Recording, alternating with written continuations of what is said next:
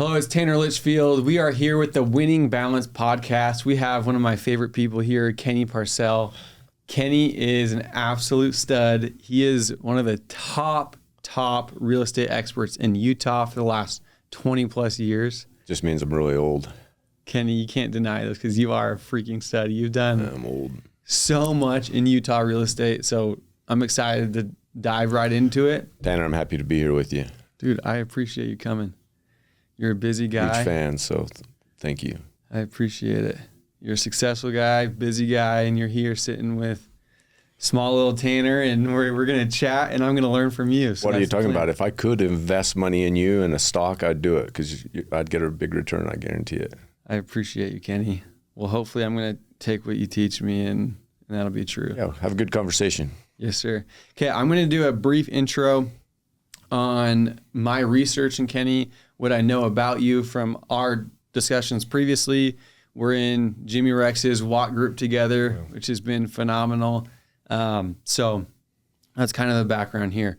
But Kenny, he grew up poor. He came from almost nothing in terms financially. That sounds like with some loving parents, though. Great parents, blue collar, hardworking people. I love that. So money doesn't always mean everything, right? But correct. You grew up from nothing in terms financially. You were an athlete. You played football at BYU. You served an LDS mission.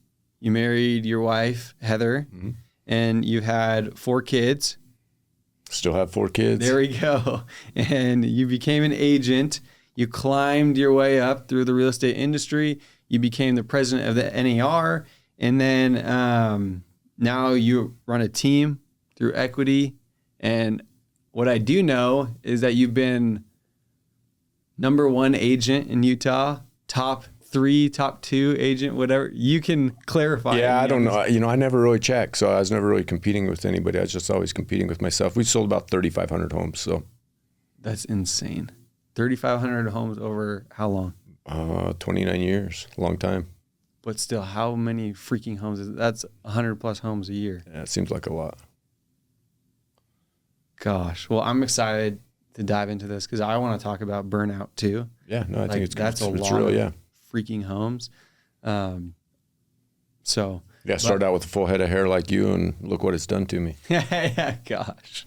No, you've done it for 24 years, so you obviously had some type of system to where you could keep up with that and keep growing, right? So I want to dive into that, but I want to hear Kenny's version of your story. I gave like a brief elevator pitch on who you are. I'd love to hear your story and how you've... Yeah, how I got into real estate real quick is served a 2-year mission. When I came back, I was on a football scholarship at BYU, and that was before NIL money and whatnot. And if you're on scholarship, you couldn't work.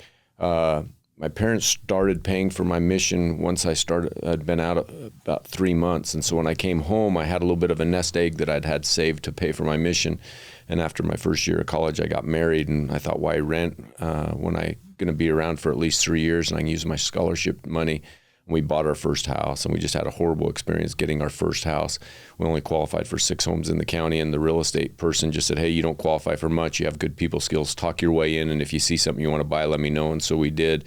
And it was just a horrible experience. No walkthrough, no seller's disclosure, no home inspection. And so by the time we closed, she actually never showed us the home, but by the time we closed, went on our honeymoon, came back to move in, good white refrigerator was replaced by the lime green one that didn't work, garage door taken, kitchen cabinets taken, AC taken.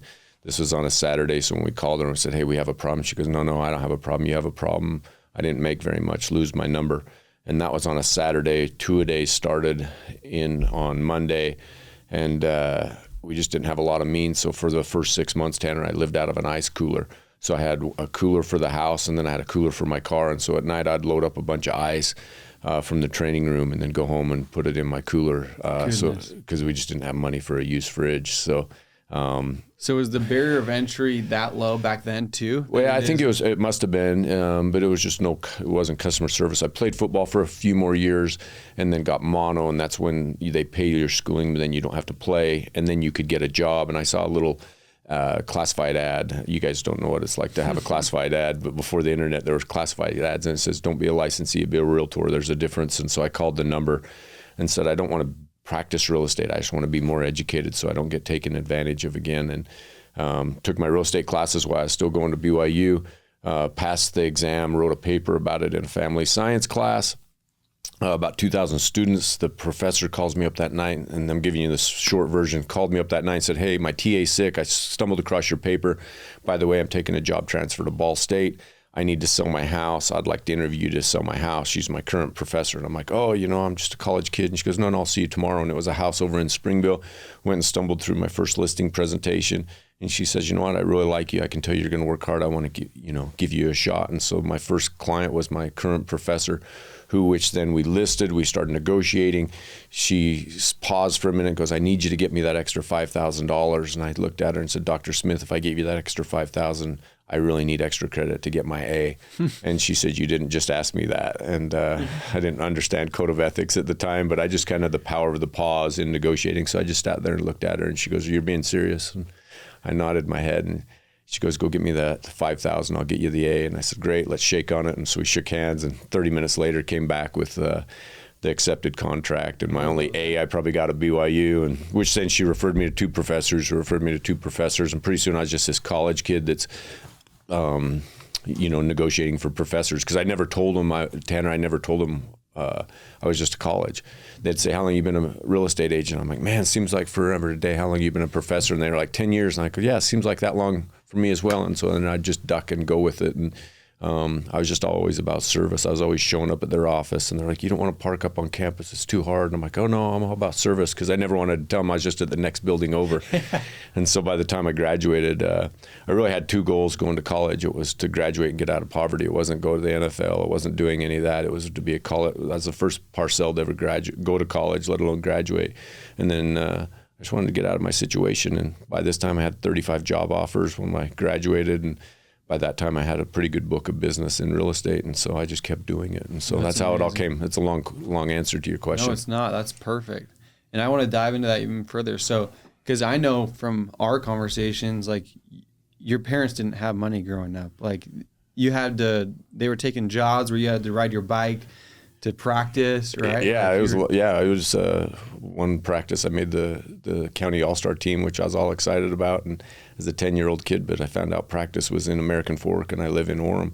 And so my parents said, what do you want to do? And I said, I'll just make the 12-mile ride one way. And then by the time they were done with work, we'd had a little route to get back to home. And so if they weren't there at practice, then they would give me a ride home. And so it is what it is. My parents never graduated from high school. They were married when they were 16 and 18, but they were just good, hardworking people, but just didn't have a lot of substance. Yeah.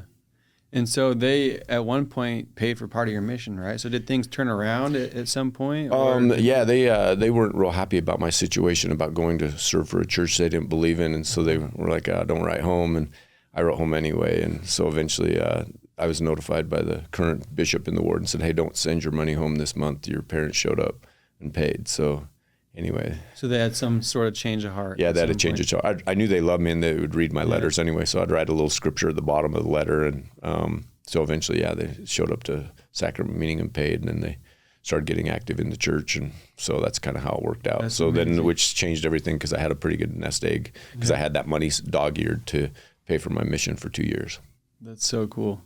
That's freaking rad. Well, another question I had, because I'm obviously in real estate, and that's why I love these conversations. I can learn from a top expert in Utah, and it sounds like your niche almost like fell upon you, right? With the teachers and the professors, I should say, at BYU. How did your niche change? Like, in 24 years of selling freaking 3,500 homes, to me, I can't fathom that, right? Like, selling 30 homes a year is like, I thought that was... It's a lot. I mean, in today's world, it puts you at top 1%, right? That's what they claim, right? And you're selling 100 plus homes a year. That's a while. Did you lean into a niche? Did your niche change?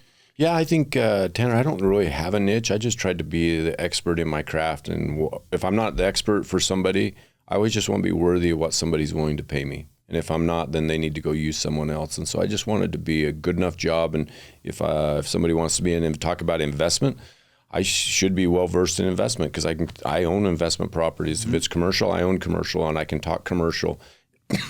Excuse me, if it's land or if it's development, I do that, and so I can just be a good resource for somebody. Of course. You don't want to go hire a personal trainer that's 100 pounds overweight because they're probably not doing it's easy to tell somebody what to do, but if you're not doing it yourself, then you got to look in the mirror. Yeah, I love that. And what about like neighbor? Because for me, trying to get to, let's say, 100 homes a year, I'm right around the 30-ish. Which is amazing. I appreciate it. Yeah, but it's been a lot of grind, the very beginning of my career was cold calling. Sure. I didn't have a database. I moved here and I joined a team, which they had leads, so it's not like I was starting from scratch. But now, now where I am, I'm no longer a team, solo. Sure. Right around that 30 mark, and social media is big nowadays. But finding an avenue that I can get to the 100, I've been exploring these ideas of like, I know a lot of agents focus on neighborhoods specifically, sure, or county. Or did you ever have like geographic? Not really. I wish I did. Or some people say, hey, I used to focus in on condos and BYU approved condos. It was never my thing. I just tried to be well versed in it enough that I felt like I was the expert and I was going to give my clients the best opportunity to win. And if it wasn't, then I got to look inward and get better. Yeah, and knowing your customer service.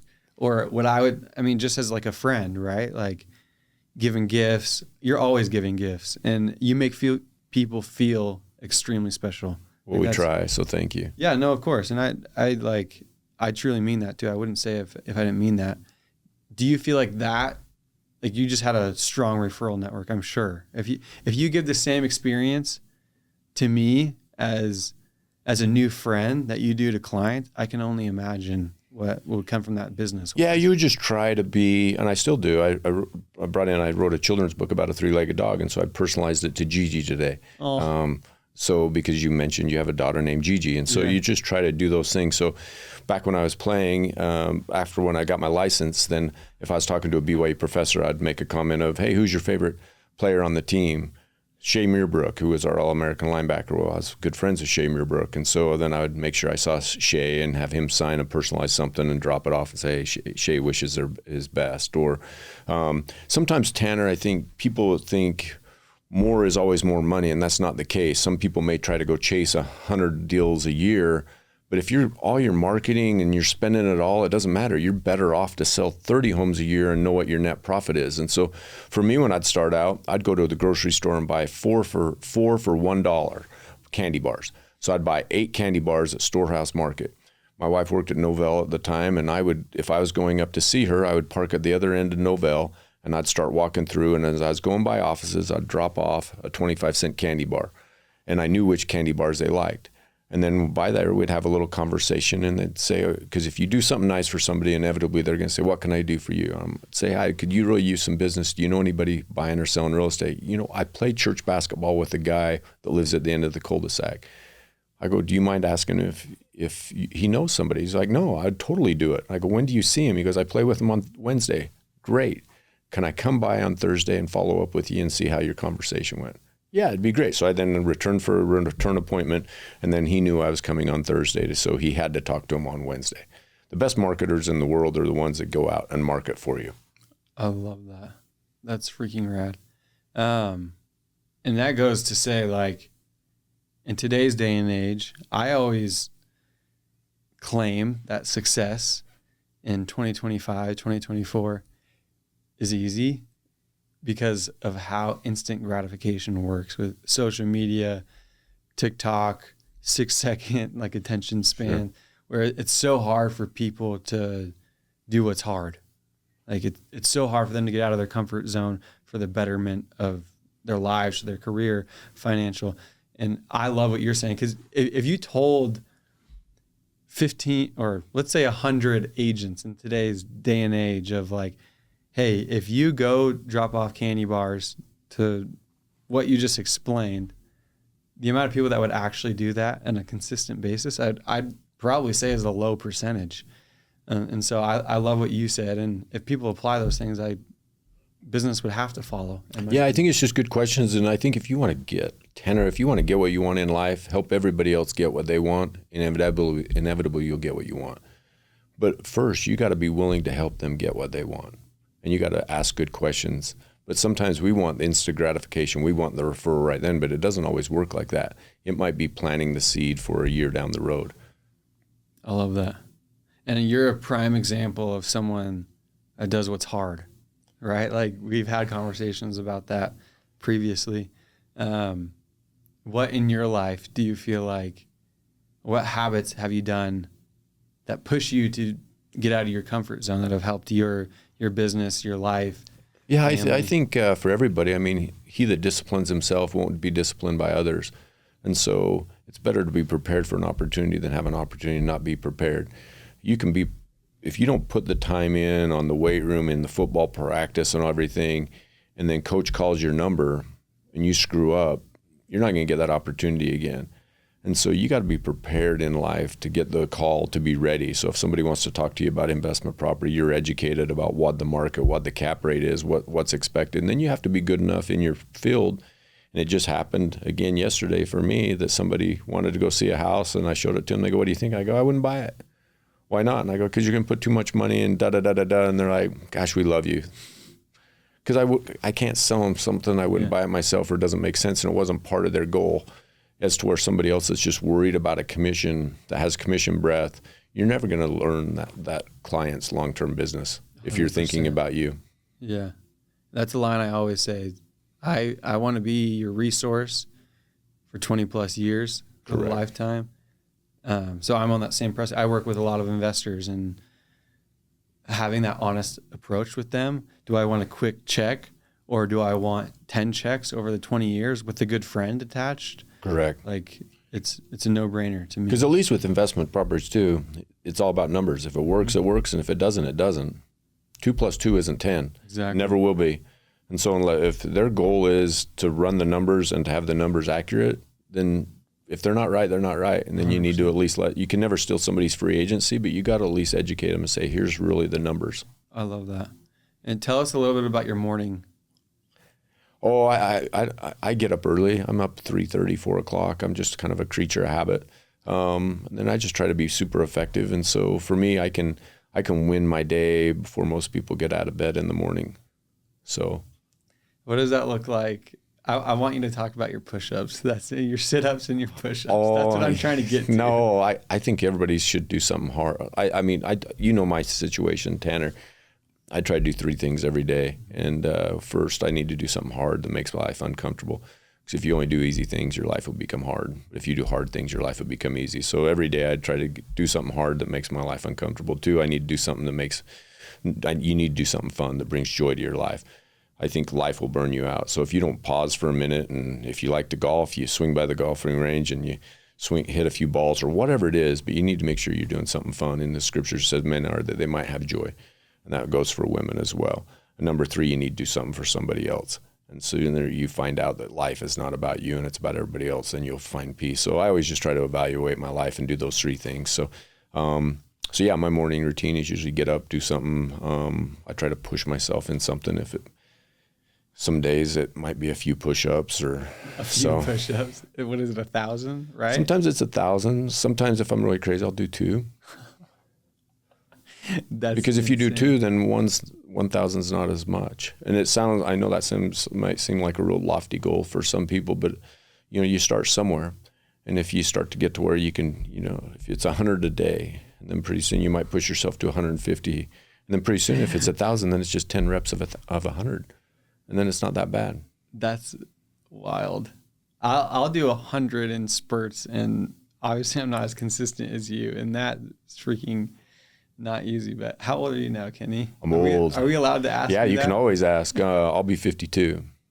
So. And you're one of the most in shape human beings. Well, I don't know. You're kind to say that, but I think you find a balance. It's like anywhere in life, Tanner. I could be in better shape, but I don't want to change my diet. I want to eat whatever I want. I like pizza. I like French fries. I like all that stuff. So I could be in a little better shape, but I just don't want to change my lifestyle. And so you could make more money, but I don't want to waste, ruin time with kids, or, I want to like vacation or whatever. So I think you just find your balance of where you're happy. And so I think for my fitness level, for my age, and I think I feel fine.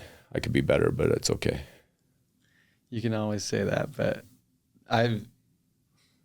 you're in freaking good shape. Well, you're kind, but I don't want to go to the gym. I don't want to go and spend my day. You haven't been to the gym in how long? Yeah, since college.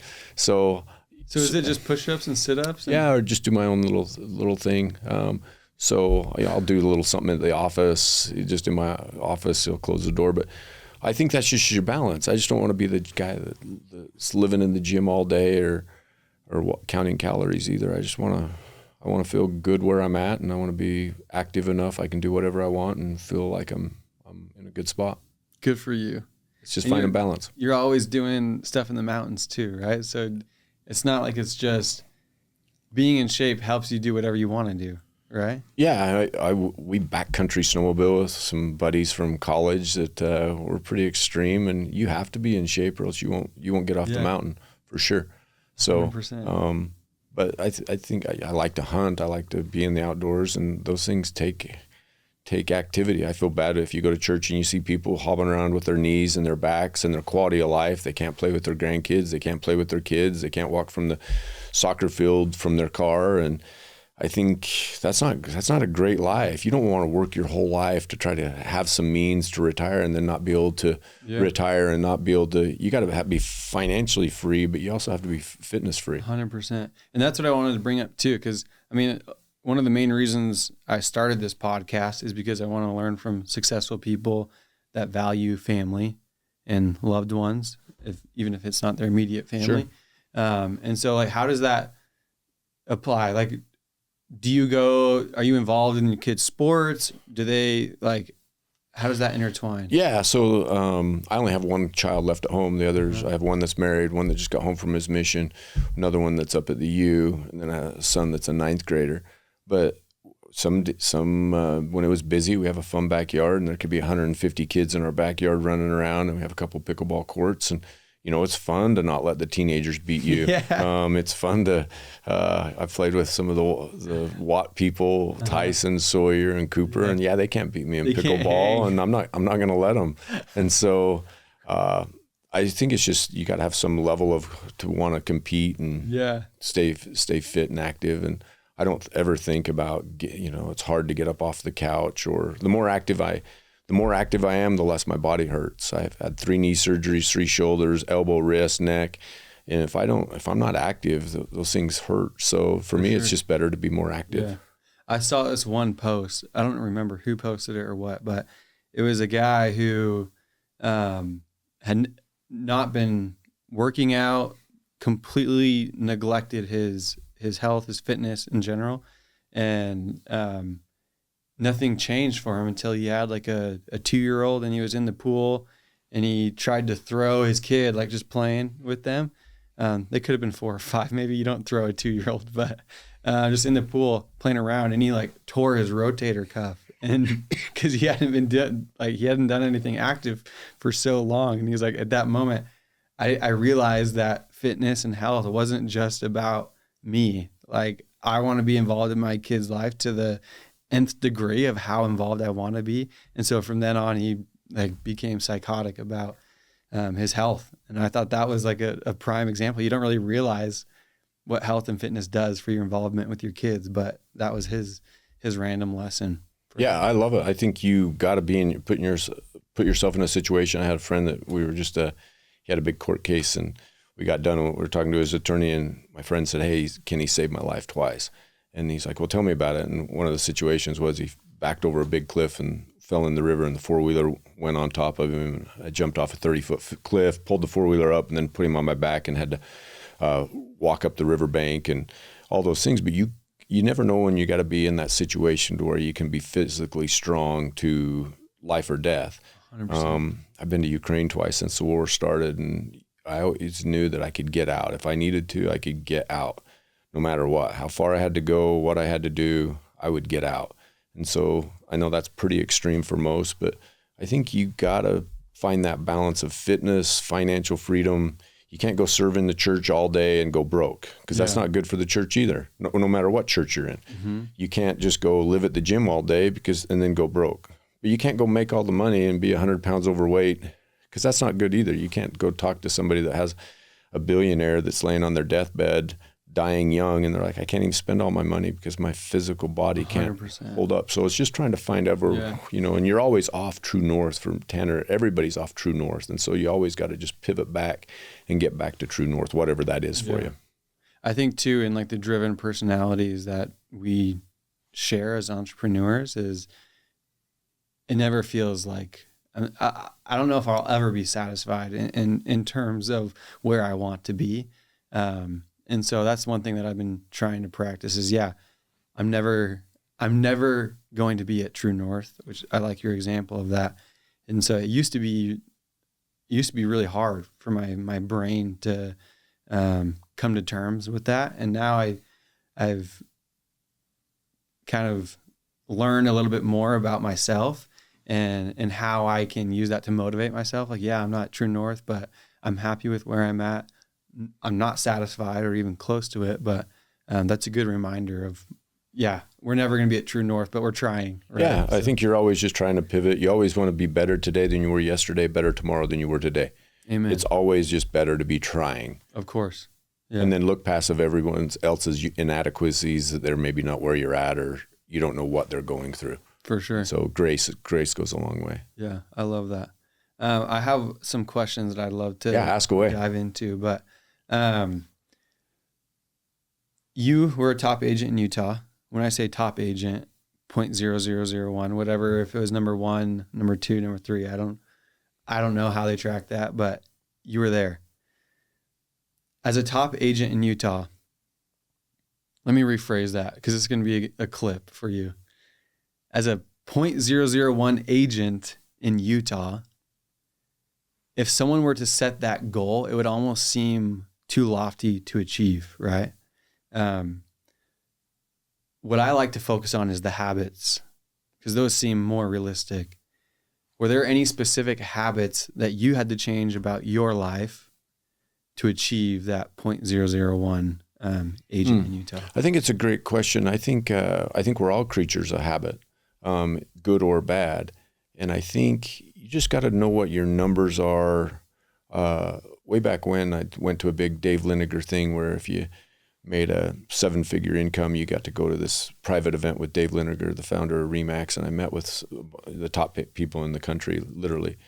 And one lady was bragging about how much money she was grossing. And I'm like, but what's your net? What's your net? And she had 42 people on staff, and she had marketing this person and photographer this person. And I'm like, but what's your net? And she really wouldn't ever pin down her net until finally after the third day, she goes, I'll tell you my net. And she was operating at about a 2% return. Well, the market then pivoted, in 2008, and she lost everything, big broker from California. And so sometimes I think people get so caught up of being number one on the gross, the net number of I've sold $100 million this year. But if they have all these team members and all this office staff and they're paying for so many leads and whatnot, that really they're really broke and they're living on credit. And so I would just challenge everybody, just know what your numbers are and don't try to be focused on the big number, focus on your net number, because a true business person is looking at their net, not their gross. I love that. What about in terms of specific like day-to-day habits, like prospecting? Is it like how would you say an agent would have to perform on the day-to-day habits? Yeah, I think talking to a lot of you young lions, you all are prospectors and you're pretty consistent. You know it's a numbers game. I think prospect with purpose and be effective. Don't just try to check the box. Mm-hmm. But I'm a creature of habit. I believe for me, I need to get to the office early. Why? Because that's my own time and nobody's there. Nobody beats me into the office. It's not that I need to go to the office, but I still go to the office because that's what I do. And then I have just a routine. And if you're not careful, people will always try to put a chink in your armor on your routine. And so I think anytime you can plan out your day of what you're going to do and try to stick to that. And in real estate, you can think you have a plan and then somebody's going to call and say, I need to go see 3 homes. And then you got to pivot and do something else. But I think being a creature of habit for good habit is good. And then also know what your weaknesses are, that if you're going to sit there and scroll Instagram and TikTok all day, and pretty soon you can burn an hour and a half and say, where'd the time go? And I'm not any better off than what I was. Then you need to limit what those things. And if it's fun, then to do that fun thing, but limit your fun for 30 minutes, not do it for an hour and a half, 2 hours. Have some discipline behind Correct. it. I love that.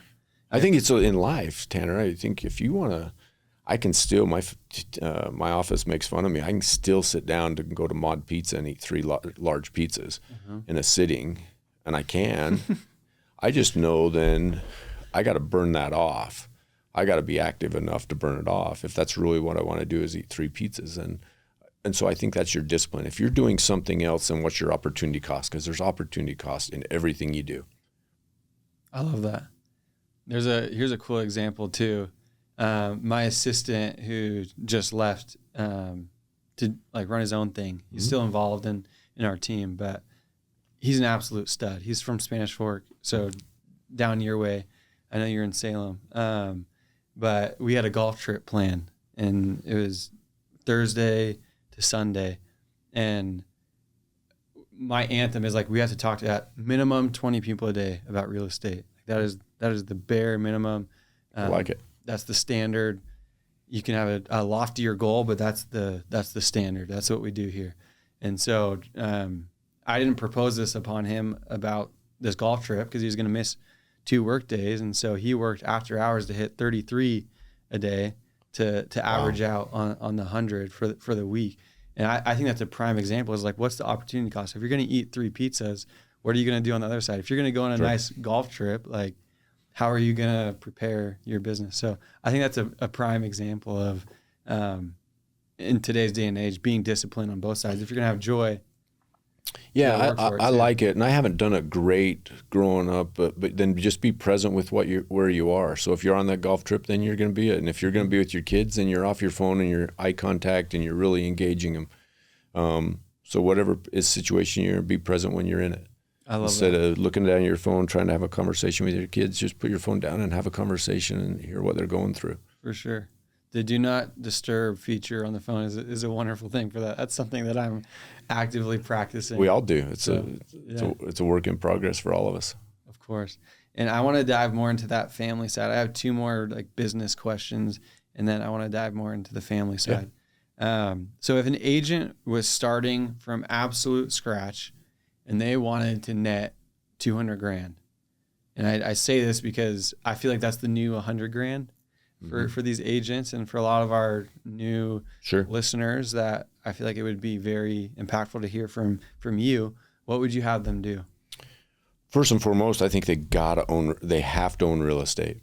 It's hard if I'm the average Joe Blow and I want to buy real estate, my first home. But if my real estate agent, and I say this with the utmost love, if I'm going to go to that real estate agent and talk to them about their first home and they say, I don't own a home, that's a hard pill for me to swallow as a consumer. So first and foremost, if you're in real estate, you need to own real estate. You can't tell somebody to go do it if you're not doing it yourself. But then 2, I think then you got to reverse the math and say, if I need to make $200,000, how many deals do I have to do? Am I part of a team? Is there a split? What's the cost? And then you really need to know how many homes you really need to sell at X a price. And what are you getting paid per commission? And then reverse the math. So you got to know your numbers. Yeah. Let's say they do know their numbers. How are they going to go and hunt and kill those? Like what advice would you have for them? So I think a lot of people got to look at it and say, are they better to be a lone ranger? Are they supposed to be part of a team? I have one person that's really one of my best friends that's worked with me for 15 years. And the reason why he stays is because I'm extremely fair. And he truly believes, and I do too, he nets more money being on my shop than if he could go net it on his own. And so I would ask that person, are you a self-starter? Do you want to work out of your basement? Or are you better to be in an office situation where somebody's paying the office secretaries, doing all the client parties, doing all these things that you don't want to do yourself or you can't do, and then figure it out. So you got to figure out where you fit into that. I love that. I think that's a prime example because teams can be a massive help. They can be a massive help. And sometimes people are like, I want to be a team leader. I'm going to do this. I'm like, well, how much business do you have? Well, you don't have enough business for yourself, let alone how are you going to keep everyone else busy? Yeah, I love that. Now, the other side of that coin is more selfish for me, and for maybe people who are a little bit more into the weeds in the real estate industry, have had some success. What advice would you give to an agent that is trying to net $1 million? Net the million, you got to know your numbers, and what are you willing to sacrifice? It takes a while to get to a net $1 million. It doesn't happen overnight. And what's your business plan, and how are you going to build that pipeline, and how are you going to build that loyal fans? 25,000 realtors in the state of Utah. It's a lot. It's probably twice as many as we should have. Mm-hmm. Everybody knows 5 or 6 real estate people. So how are you going to differentiate from those other people? And so if you want to net that big number, what are you going to do? How are you going to get in with those contacts? And I think some of the best questions, if you want to really talk to highly successful people, don't tell them about you, talk to them about them. But I think some people get nervous and want to talk about themselves all the time. I've met with many presidents of the United States, the Speaker of the House, you name it. I've alligator hunted with Mike Johnson, the Speaker of the House from Louisiana. And when we're sitting there alligator hunting, what we're talking about is I'm talking to him about him. I'm not trying to talk to him about myself. I already know about myself. I want to find out about something else. So I'd ask to tell those people trying to build their business to ask better questions. That's great advice. That is phenomenal advice. And I think that is a good point. Like, when people are speaking with someone that they view, I want to be in their shoes, they almost feel like they need validation. Correct. They need, like, this person needs to understand what I've done so that they feel like it's worth their time to talk to me. And I'd side with you. Like, and that's something that I want to learn more and more from you, Kenny, because you do that phenomenally well. Like, you make people feel special no matter who it is. Well, we try. So, yeah. I mean, it's a great skill to have, and something that I want to continue to hone in on for my craft. So I appreciate that. Okay, now for the more, like, again, I'll reiterate, the reason I have this podcast is to learn about how to be a good family man, being in the craze of entrepreneurship. So how did you make your family feel important when you were in the craze of this real estate industry? Yeah, I mean, I think you'd have to ask them. Sometimes I was really good at it, and sometimes I wasn't. I was too busy, chasing other things, and so I've had to make course corrections. And, unfortunately, sometimes the people you love the most get the least. And so I've been at fault, and I wouldn't say I'm the expert at it. I travel and doing other things, doing speaking engagements when I probably should have been doing other things. I think you see it a lot with people that serve in the church. They let their house burn down. They put out everybody else's house, but then theirs burns down. And so I think we're all guilty of it, for sure. Tanner. And so I think for me, I just wanted to make sure my kids always knew that I loved them, or my wife knew that I loved them. And sometimes I did a good job, and probably other times I fell short. And that's even a better perspective for me as someone. No one's going to be perfect. And I think we all want to strive to make the people we feel loved. So what would you do differently? Like, if you look back on your career, you have had some wild success in the real estate industry. What would you do differently if it had to do with your family? And I'll preface too is Casey Baugh, he's a solid investor here in Utah. He talks about how there's seasons. In entrepreneurship, there's never going to be true balance of the entrepreneurship world. We're never going to have 6 to 9 p.m. to dedicate to our families every night. Like, that's just not how it works for us. So he talks about the seasons. But looking back on your career, like, what would you do differently in terms of your family if you would go back? We went on a bunch of trips as a family. We did a lot of fun things. I think sometimes you are more hard on yourself too. So my son that was just gone from his mission, I was always giving quotes, all, teaching moments, and he's rolling his eyes. And then he'd been out, 6 months. He's like, what's crazy, Dad, is I'm always sharing those same crazy quotes. I'm like, I didn't even think you were listening. And he's like, oh, I was listening. I just didn't want to give you credit. I love that. So, and he's actually out selling, doing a blitz with Tyson right now from our group. And he's the number one guy out there. And so, because he's like, you didn't think I was listening to all the things you were teaching me, but now I'm applying. in all these situations. And so Tyson said, man, your son is doing so many amazing things. I'm just super proud of him. He's out knocking in -6 degrees in Kansas. And so sometimes it's harder, Tanner, it's harder to have and not give than when you can't give, you can't give.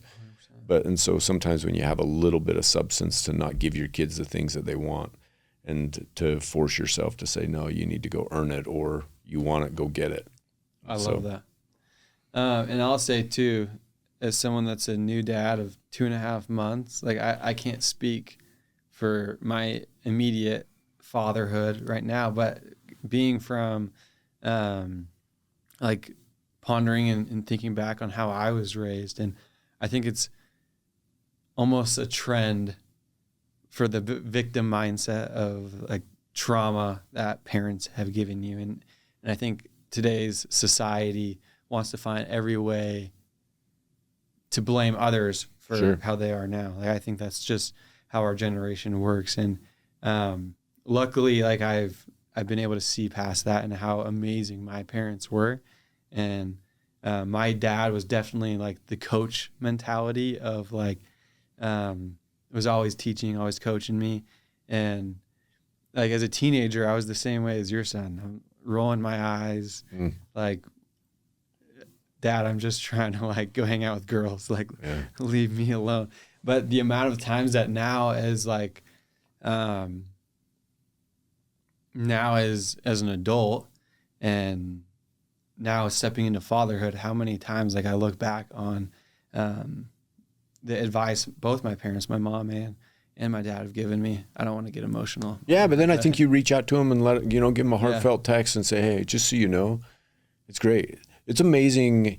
My parents were great. They're blue collar. They took jobs cleaning condominiums up in Park City. The reason why they did it is driving all the way from Orem to Park City to clean long-term rentals is because after you stay there for a week, they fly home. Guess what? They left the food.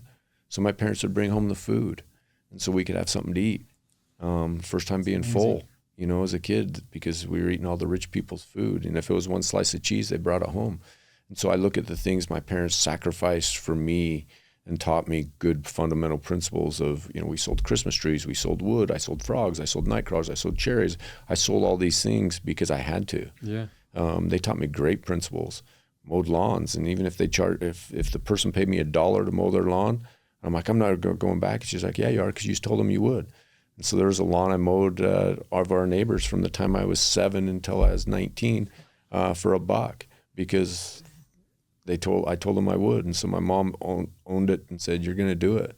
And so it's just life principles. So I'd challenge anybody that's listening to reach out to your parents and shoot them a little heartfelt text and say, hey, I didn't always appreciate this, but now I know. Yeah. I did that actually like 2 or 3 weeks ago. I sent that text and my mom and dad and just said how much I appreciated them. Yeah, and it's things that your parents do. My mom passed away when she was 47 from ALS, and then I was brushing her teeth one day, and I'm like, Mom, you don't have teeth in the back of your mouth. I'm like, why not? She's like, well, I never told you. And I'm like, told you what? She's like, you had a chance to do this baseball tournament, and I needed to get my teeth fixed. And I knew if you went to this baseball tournament, you'd get an opportunity to get a scholarship. And so... Goodness. Yeah, didn't know. That's wild. So she had her teeth pulled, so I had a better opportunity. That's amazing, Kenny. Yeah, so, there's things your parents do for you that you'll never know. So, 100%. Anyway, crazy stuff. Yeah. And now, like, at your age and looking back at the impact they've had, like, your mom's not here now, but I guarantee they'd be looking down at how much you've accomplished and yeah, and it's all because of a poor kid that they taught good fundamental principles. So good for them. Yeah. And it was sacrifice and hard work, and I earned it, but it's because of them. So, and you look at some people that have so much, where much is given as much is expected. And some people have they've been given much, and then they squander it away. 100%. And that's like a prime example. Like, money is, especially in a childhood, is not the number one resource. And I believe it's love, right? Like, my parents did well growing up, and but we had no idea. We had zero clue. Don't go out to eat. If we went to McDonald's once a quarter, it's 3 things on the dollar menu and I love it. So it was.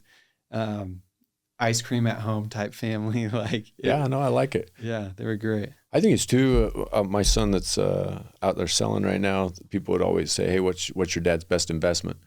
And they're thinking, "Oh, is this fourplex or this commercial building or something?" He's like, I look at him and tell him it's me, which I think is awesome that he thinks, his best investment's me himself. So I love that. yeah, it's pretty funny. That's amazing, Kenny. I have another question for you. Sure. During the hardest times of your career, it's always a roller coaster. How did that influence your role as a father and husband? How did you step up? What would you have done differently? Yeah, that's a great question. I think the media has been super hard on me on some things that just were not true. And my family heard that they weren't true from people that investigate things, but it doesn't matter. And so I think you just got to know where you are with God. You got to know where you are with the truth. And then you got to come to peace that you can control the things you can control. And as bad as you think things are, they could always be worse. And so I think about it every day. My hands work, my eyes work. I'm not in Ukraine right now with a drone flying over me to blow up on my family. My kids aren't being shot at.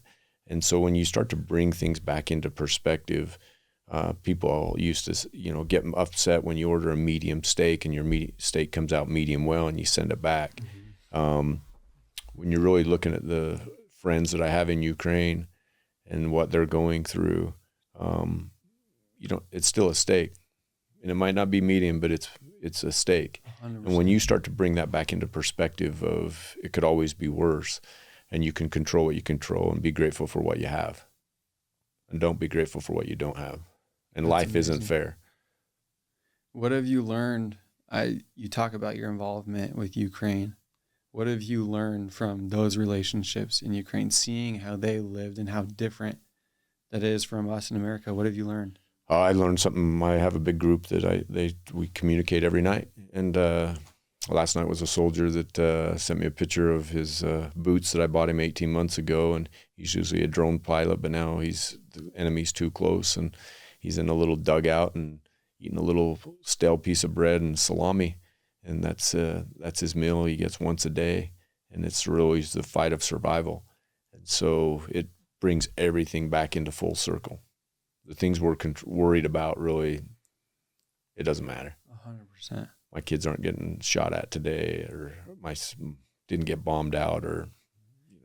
And these people that you're chatting with, are their families with them, like in these bunkers, or like? No, so it depends if they're soldiers. They're not. If some of them are with their families, and if you're 18 to 60 and you're male, you're not leaving Ukraine unless you have a special work visa for just a short period, because you're armed up. And so there's 75-year-old grandpas out there with their AK-47s just trying to defend their freedom.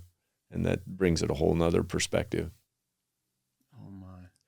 If you can imagine leaving your house and coming back that night and having it bombed out and everything you have is bombed out. And hey, if you go even local, I have friends in California that have lost their house to wildfires, lost everything. And they'll figure it out, but it's tough when you lose real stuff. Yeah. It is crazy understanding what the world goes through. We only see what we see, right? And so we're worried about this playoff game or this or that, but in the big scheme of things, there's a lot of people where your daughter's not in, Gigi's not in primary children's hospital today taking her last breath, because I guarantee somebody is. And those poor parents that are sitting there watching it, that's life's not fair, and that's real. So. Yeah, that is real. It's wild. And one thing that I've been trying to practice a lot more is the gratitude side.